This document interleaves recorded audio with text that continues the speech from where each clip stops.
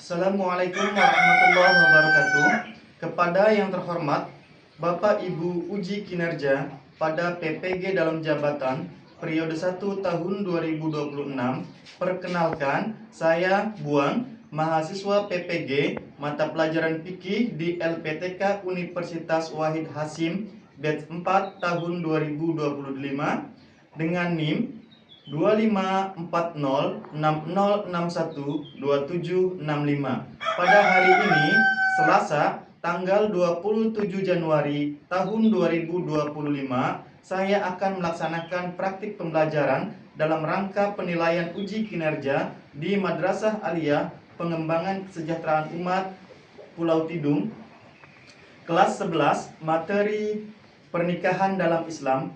Terima kasih dan selamat menyaksikan. Wallahul muwaffiq ila aqwamit thoriq. Wassalamualaikum warahmatullahi wabarakatuh. Assalamualaikum warahmatullahi wabarakatuh.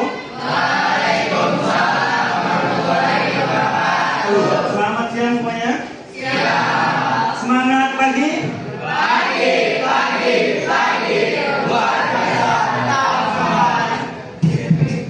Apa kabarnya semuanya? Siap untuk belajar? Alhamdulillah ya. Oke, untuk memulainya, sebelum kita mulai masuk ke pelajaran, kita alangkah baiknya berdoa dulu ya. Oke, silahkan ketua kelas memimpin doanya. Oke, silahkan disiapkan. Istiadat. Siap. Suratul Fatihah sudah.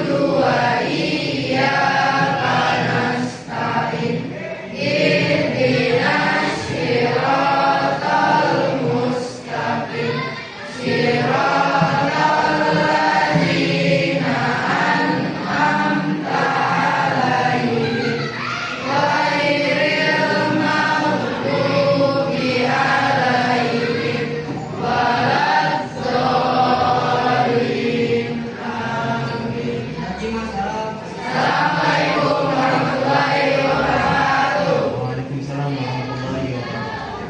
Nah, sebelum kita memulai masuk ke pelajaran, Bapak mau absen dulu ya untuk mengetahui kehadirannya.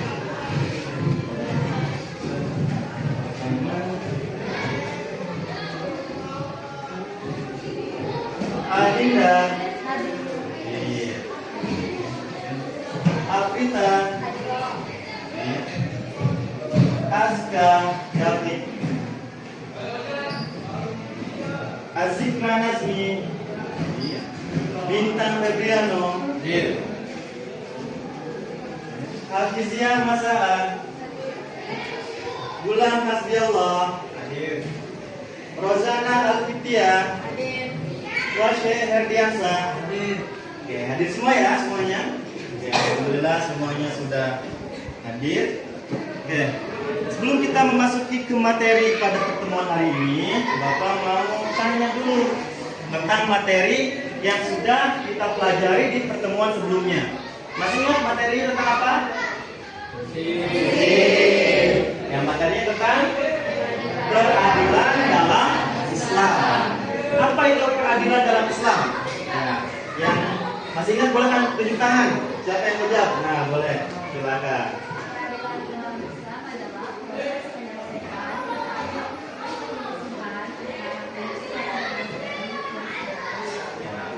Peradilan dalam Islam adalah proses menyelesaikan permasalahan atau perselisihan ya antara manusia dengan menetapkan hukum secara adil. Nah, itu pengertian dari peradilan dalam Islam. Dasar dari peradilan dalam Islam ada apa saja yang menjadi dasar peradilan dalam Islam? Ya, silakan siapa yang mau jawab? Tunjuk tangan. Ya, silakan. Ya, nah itu dia ya. Jadi dasar dalam peradilan Islam itu ada 3. Yang pertama apa? Yang pertama Al-Quran, yang kedua hadis, dan yang ketiga ijma dan qiyas. Kenapa kita mempelajari peradilan dalam Islam? Ya, tujuan kita mempelajari peradilan dalam Islam itu untuk apa? Ya, satu untuk apa? Ada yang bisa jawab? Ya. Ya, satu menegakkan keadilan. Yang kedua untuk apa? Melindungi hak dan kewajiban manusia. Menjaga hak dan kewajiban manusia. 2. Yang ketiga? Ya. Mencegah kejoliman. Ya, yang keempat?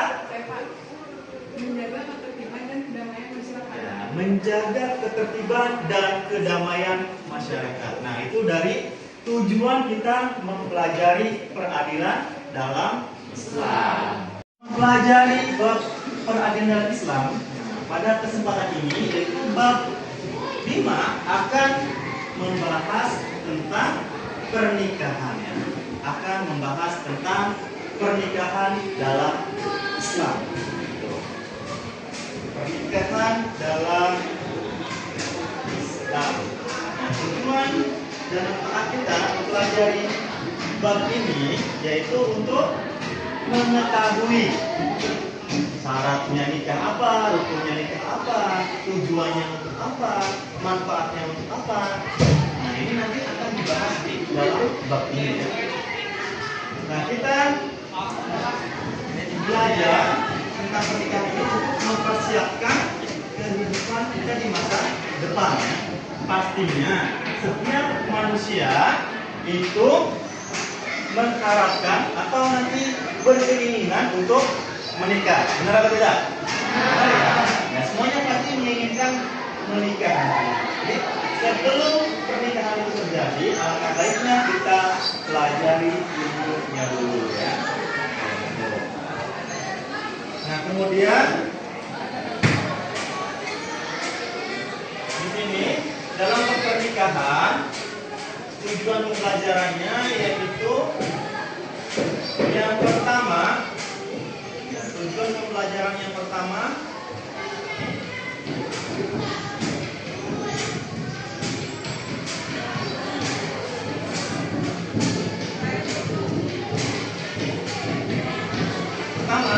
tujuan pembelajarannya itu menjelaskan pengertian dan hukum nikah dalam Islam yang pertama. Kemudian yang kedua, mengidentifikasi rukun dan syarat nikah. Yang ketiga, menganalisis tujuan dan hikmah pernikahan. Yang keempat, menunjukkan sikap bertanggung jawab terhadap pernikahan sesuai dengan ajaran Islam.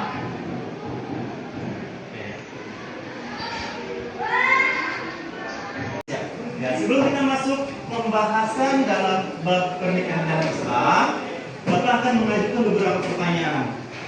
Ya, pertanyaan yang pertama, mengapa Islam sangat menganjurkan pernikahan? Ya, mengapa Islam sangat menganjurkan pernikahan? Ada yang bisa jawab? Oke, silakan. Karena pernikahan adalah ibadah dan sunnah Rasulullah SAW untuk membentuk keluarga yang baik serta menjaga diri dari perbuatan yang dilarang. Ya, karena pernikahan adalah ibadah dan sunnah Rasul ya. Kemudian pertanyaan yang kedua, apa dampak pernikahan yang tidak memenuhi rukun dan syarat? Ya, siapa yang mau jawab? Apa dampak? Ya. Pernikahan tersebut tidak sah menurut Islam dan dapat menimbulkan masalah dalam keluarga serta status hukum suami, istri, dan anak. Nah, itu dia. Jadi kalau pernikahan tidak sesuai rukun dan syaratnya, maka pernikahan tersebut tidak sah. Pernikahan itu tidak sah dan dampaknya nanti terhadap suami istri bahkan sampai ke anaknya. Nah, jadi nanti suami istri ini kalau pernikahannya nggak sah, maka dia sama saja melakukan zina karena akad pernikahannya tidak sah. Kenapa tidak sah? Karena rukun dan syaratnya tidak terpenuhi. Nah itu ya. Jadi kalau mau menikah, ya rukun dan syaratnya harus terpenuhi agar pernikahannya sah. Oke, pertanyaan selanjutnya, bagaimana pernikahan dapat menjaga kehormatan manusia? Ya, bagaimana pernikahan dapat menjaga kehormatan manusia? Ya, siapa yang mau jawab? Ada? Ya, oke, silakan. Pernikahan mencegah perbuatan zina dan menjaga hubungan laki-laki dan perempuan agar sesuai dengan ajaran Islam. Yaitu untuk apa tadi? Mencegah perbuatan zina. Makanya pernikahan itu dapat menjaga kehormatan manusia karena dapat mencegah perbuatan zina dan ya menjaga hubungan laki-laki dan perempuan. Nah, dalam pernikahan ada beberapa kasus ya pada zaman sekarang ini. Di antaranya banyak remaja yang ingin menikah di usia muda. Banyak remaja yang ingin menikah di usia muda. Ingin menikah di usia muda, namun belum memahami secara utuh hukum, syarat serta tanggung jawab dalam pernikahan menurut Islam. Nah, dari kasus tersebut, bagaimana pandangan Islam terhadap pernikahan tersebut? Solusi apa yang dapat diberikan agar pernikahan sesuai dengan syariat? Nah, untuk menjawab permasalahan tersebut, kita bikin kelompok ya. Kita bikin menjadi 4 kelompok ya. Kita buat menjadi 4 kelompok. Nanti setiap kelompok mendiskusikan permasalahan tersebut. Oke, silakan buat kelompoknya sesuai dengan kelompok belajar masing-masing ya. Silakan gabung dengan kelompok belajarnya. Pada kesempatan pembelajaran ini kita menggunakan metode PBL ya. Menggunakan metode PBL yaitu problem based learning ya. Nanti setiap kelompok akan menjawab pertanyaan yang kamu berikan ya. Ini ada pertanyaan masalahnya yaitu banyak remaja yang ingin menikah di usia muda namun belum memahami secara utuh hukum, rukun, syarat serta tanggung jawab dalam pernikahan menurut Islam. Nah, bagaimana pandangan Islam terhadap pernikahan tersebut dan solusi apa yang diberikan agar pernikahan sesuai dengan syariat? Nanti kalian diskusikan dengan kelompok masing-masing. Ini tugas kelompok ya. Kemudian selain dari yang pertanyaan tadi, di sini kalian nanti mencari informasi tentang pernikahan dalam Islam. Kemudian menguraikan hukum pernikahan sesuai kondisi pelakunya, hukum pernikahan dalam Islam. Yang ketiga, menyebutkan rukun dan syarat sah pernikahan. Yang keempat, menjelaskan tujuan dan hikmah pernikahan. Nah, itu ya, ada 4 yang kalian harus cari informasinya. Nanti supaya lebih efisien, setiap kelompok hanya mempresentasikan satu subbab ya. Kayak di sini, Bapak bagi kelompok 1 menjelaskan tentang pernikahan dalam Islam. Nanti yang mempresentasikan kelompok 1. Kelompok 2 menguraikan hukum pernikahan. Jadi kelompok 2 tugasnya mencari hukum-hukum pernikahan atau mempresentasikan ya. Kelompok 3 menyebutkan rukun dan syarat sah pernikahan. Ini kelompok 3 nanti presentasikan rukun dan syarat sah pernikahan. Dan kelompok 4 menjelaskan tujuan dan hikmah dari pernikahan ya. Jadi setiap kelompok menjelaskan satu subbab dan mempresentasikan hasil diskusi dari masalah yang telah diberikan. Nah, itu. Oke, silakan ya dikerjakan ya Bapak bagikan PPD-nya. Kelompok silakan dikerjakan, didiskusikan. Nanti hasilnya dipresentasikan ya. Ini.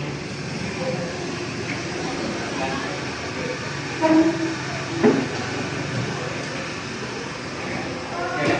Jika ada kesulitan dalam menyebutkannya, ya jangan segan untuk bertanya ya. Jika ada kesulitan atau ada materi yang bersifat ini boleh ditanyakan. Ya, silakan diskusikan dengan kelompoknya masing-masing ya.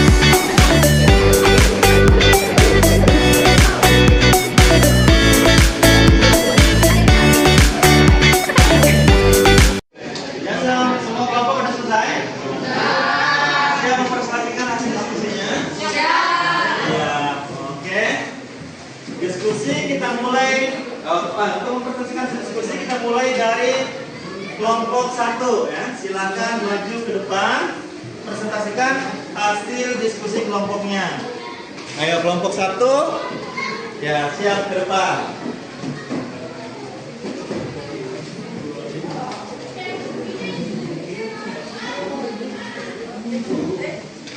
Ya silakan kelompok 1, yang lain menyimak ya. Assalamualaikum warahmatullahi wabarakatuh.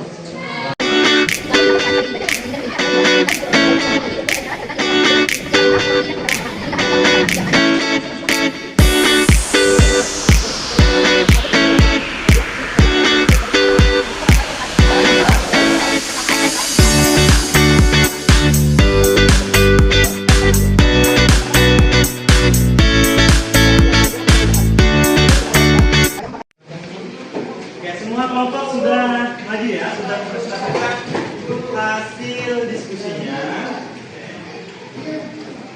Ini pada topik ini disebutkan, sudah dijelaskan apa? Pengertian pernikahan oleh kelompok 1 ya. Ya, bisa dipahami nggak pengertiannya? Saya. Lalu kemudian kelompok 2 menjelaskan tentang apa? Ya, sudah menguraikan tentang rukun dan syarat pernikahan. Rukun nikah ada berapa? Rukunnya ada 5. Yang pertama apa? Calon suami. Kedua adanya calon istri. Ketiga adanya wali. Keempat adanya 2 orang saksi. Dan yang kelima ijab dan kabul. Nah itu rukun nikah. Kemudian tujuan dari pernikahan itu apa tujuannya? Ya, sudah dijelaskan oleh kelompok apa? 4 tujuan. Sebelum ke tujuan, tapi sudah dijelaskan dulu tentang apa? Tentang hukum nikah. Nah, ada beberapa hukum nikah di sini. Di antaranya yang pertama hukum nikah itu apa? Ya. Satu, hukum nikah itu wajib. Wajib ini bagi siapa? Orang yang telah mampu. Ya, orang yang telah mampu. Kemudian ya, khawatir terjerumus dalam perzinahan. Dia sudah mampu dan dia khawatir akan terjerumus dalam perzinahan, maka hukumnya wajib menikah. Yang kedua, hukum nikah yaitu sunnah. Sunnah ini bagi orang yang bagaimana nih yang sunnah? Ya, orangnya sudah mampu, sudah bekerja, ya, sudah mapan, tapi dia tidak khawatir dengan apa? Perzinahan. Dia tidak khawatir. Dia sanggup menjaga dirinya dari perbuatan zina, maka itu hukumnya sunnah. Yang ketiga, mubah. Mubah ini bagi siapa? Kita tanpa ada dorongan atau kekuatan. menikah tanpa ada dorongan atau kekhawatiran tertentu. Nah, ini hukumnya mubah, boleh. Kemudian makruh. Makruh ini bagi siapa? Bagi orang yang belum mampu secara lahir dan batin, tapi dia pengen nikah, maka hukumnya makruh ya. Secara lahir dan batin berarti dia tidak punya pekerjaan, kemudian hidupnya masih kurang gitu kan, tapi dia pengen nikah, maka hukumnya makruh. Ya, kenapa? Karena pernikahan itu bukan sekedar akad ya, karena pernikahan itu adalah ibadah yang panjang. Jadi di antara semua ibadah yang paling panjang adalah pernikahan. Karena pernikahan itu bisa seumur hidup ya, bisa seumur hidup. Ya kalau belum ada senggol perceraian ya terus kan 10 tahun, 20 tahun, bahkan sampai seumur hidup. Ibadah haji juga panjang, pasti lebih panjang lagi ibadah nikah. Oke, lanjut. Setelah maka ada lagi hukumnya haram. Nah, ini hukumnya haram menikah. Bagi siapa nih hukum yang diharamkan menikah? Orang yang menikah tapi tujuannya untuk menyakiti pasangannya. Nah, ini haram. Misalkan menikahnya karena pengen balas dendam nih. Nah, pengen balas dendam, dia menikah tujuannya untuk menyakiti, dan bukan membangun keluarga yang sakinah mawaddah warahmah ya, tapi untuk menyakiti calon pasangannya itu, maka hukumnya haram. Mana lagi yang haram contoh selain dari tadi? Menikah karena menginginkan sesuatu misalnya. Ya bukan karena tujuan ibadah, bukan karena cinta, tapi menginginkan sesuatu. Ya mau roti misalnya, mau hartanya doang itu juga bisa menjadi haram. Ada pertanyaan dari penjelasan materi pernikahan? Saya Pak bertanya, setelah saya mendengar penjelasan materi ya, di situ tidak disebutkan mahar.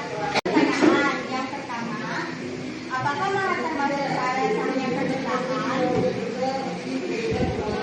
Ya, pertanyaan pertama, apakah syarat mahar Termasuk syarat termasuk sahnya pernikahan?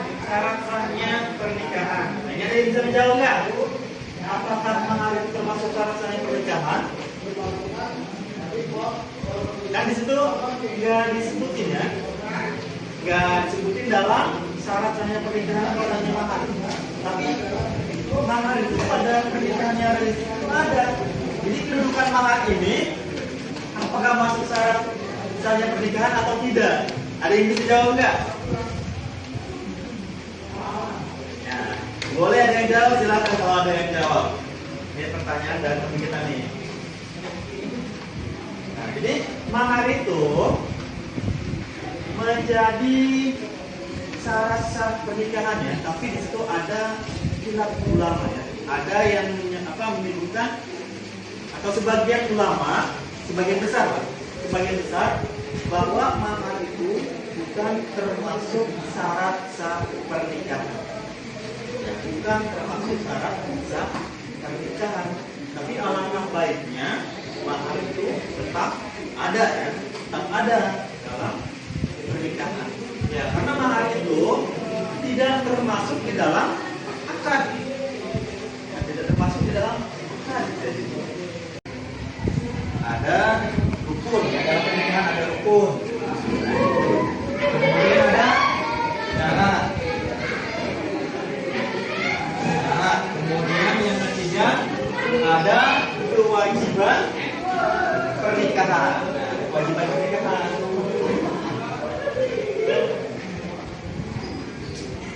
Kewajiban pernikahan. Ini penjelasannya. Kemudian contohnya. Nah, di sini rukun itu adalah hal yang harus ada ya, penjelasannya. Rukun ini harus ada.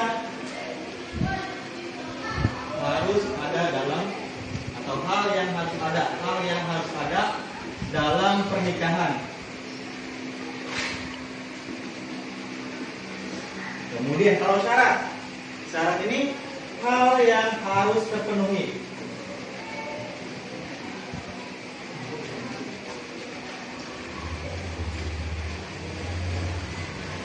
Hal yang harus terpenuhi. Kemudian kalau kewajiban pernikahan itu hal yang wajib dipenuhi setelah akad. Hal yang wajib dipenuhi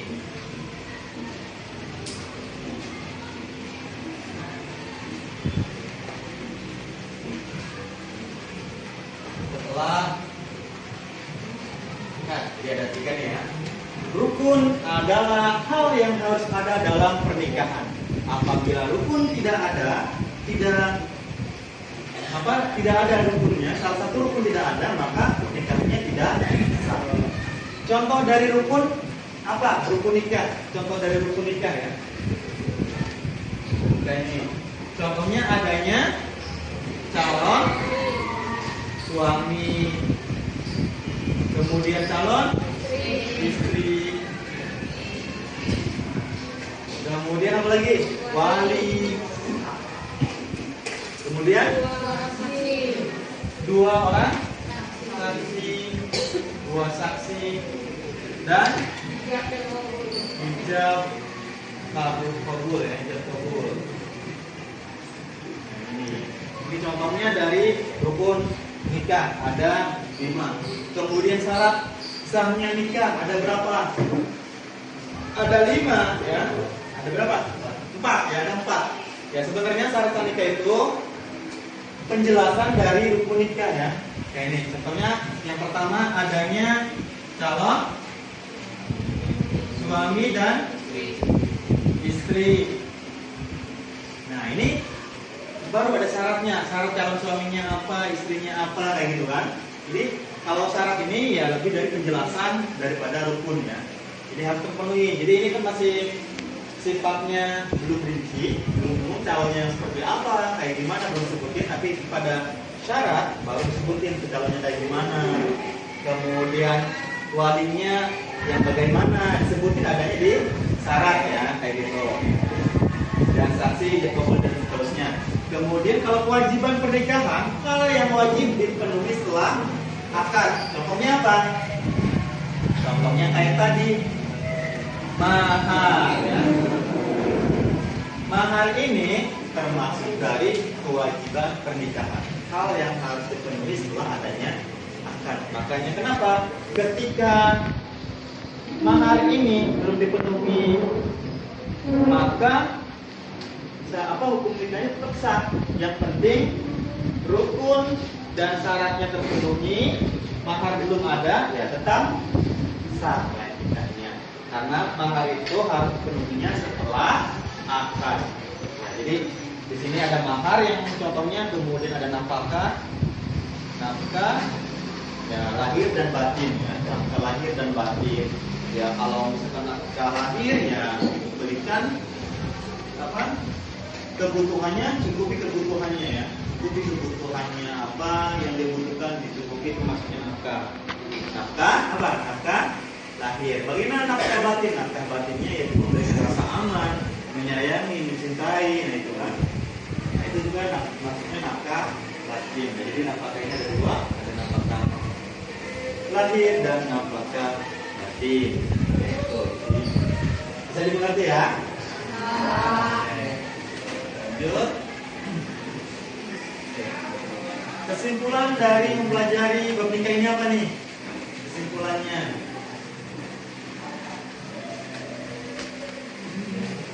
Kesimpulan mempelajari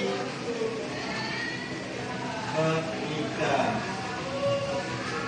Nah, kesimpulannya, pernikahan dalam Islam merupakan ibadah dan akad yang kuat yang bertujuan membentuk keluarga yang sakinah mawaddah warahmah. Pernikahan tidak hanya menuntut keabsahan secara hukum syariat melalui rukun dan syaratnya, tetapi juga kesiapan mental, ekonomi, dan akhlak dari calon suami dan istri. Nah itu ya. Jadi dengan kita mempelajari apa? Mempelajari hukum, tujuan, serta tanggung jawab dalam pernikahan. Umat Islam diharapkan mampu membangun rumah tangga yang harmonis, bertanggung jawab, dan sesuai dengan ajaran Islam. Nah itu ya, kesimpulan dari materi pernikahan ini. Oke, selanjutnya kita merefleksikan diri. Oke, saatnya kita memasuki refleksi ya. Jawab pertanyaan berikut ini. Apa pemahaman baru yang kamu peroleh tentang pernikahan dalam Islam? Ya boleh. Ada yang mau jawab pemahaman barunya? Ya silakan. Pemahaman baru tentang pernikahan dalam Islam adalah ibadah dan akad yang kuat untuk membangun keluarga yang sakinah, mawaddah, dan warahmah. Pernikahan bukan hanya menyatukan dua orang, tetapi juga mengandung tanggung jawab, hak, dan kewajiban yang harus dijalankan sesuai syariat. Mengapa kesiapan mental dan ekonomi penting dalam pernikahan? Mengapa kesiapan mental dan ekonomi penting dalam pernikahan? Apa? Penting ya kesiapan mental dan ekonomi dalam pernikahan. Kesiapan mental penting agar suami dan istri mampu menghadapi perbedaan, menyelesaikan masalah dengan sabar dan menjaga keharmonisan rumahan. Kesiapan ekonomi penting karena suami berkewajiban menafkahi keluarga, sehingga kebutuhan hidup dapat terpenuhi dan tidak menimbulkan konflik. Oke, baik. Oke, kemudian selanjutnya sikap apa yang perlu dipersiapkan sebelum menikah nih? Apa nih? Sikap apa yang dipersiapkan sebelum nikah ya? Jadi boleh dijawab masing-masing, jawab pada dalam hatinya boleh jawab. Nah di sini perwakilan aja satu yang menyebutkan jawabannya. Silakan siapa yang mau menyebutkan jawabannya? Oke. Oke siapa nih? Kiti atau Aprita nih? Kiti ya, Kiti. Oke. Kiti. Sikap yang perlu persiapkan sebelum menikah yaitu tanggung jawab, kesabaran dan kedewasaan, saling menghormati dan menghargai, kejujuran dan komitmen, niat ibadah karena Allah Subhanahu wa taala. Oke, itu ya. Nah, jadi hikmah menikah ini yang terakhir nih Bapak tegaskan lagi. Hikmah dari pernikahan ya, hikmah dari pernikahan yaitu yang pertama terwujudnya ketentraman hidup, kemudian menumbuhkan rasa tanggung jawab. Nah, kenapa tentram? Terwujud ketentraman hidup ya karena ada pasangan yang bisa menenteramkan ya. Kemudian menumbuhkan rasa tanggung jawab. Kemudian yang ketiga membentuk masyarakat yang bermoral. Dan yang keempat menjadi sarana pendidikan akhlak bagi anak. Nah itu hikmah dari pernikahan ya. Oke berarti habis sudah pembahasan kita tentang pernikahan ya. Tibalah saatnya kita ke penutup. Oke, sebelum menutup, ada pertanyaan? Ada ya? Cukup jelas ya? Cukup jelas. Oke, berarti untuk pelajaran tinggi hari ini cukup ya? Mudah-mudahan nah, pelajaran kita pada hari ini bisa memberikan manfaat kita di masa yang akan datang ya.